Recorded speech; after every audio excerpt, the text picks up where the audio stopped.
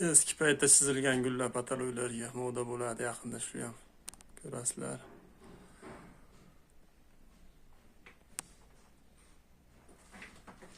Shu eski mana oldingi paytdagi eng zamonaviy ishlar bo'lgan. Ustakalar bitta baho berib podpiska bosib qo'yasizlar.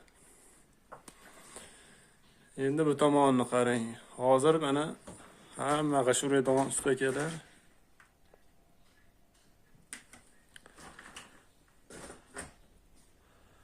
sizga qayerdan tushuntirsam ekan.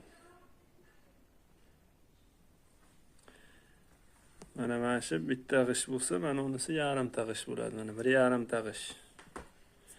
Endi bu yana bu tomonda yana bir 20 sm mana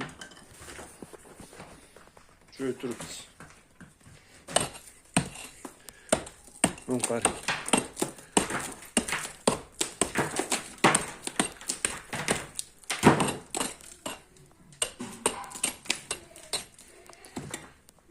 Ikki g'ish urilgan ekan, ikki g'ish.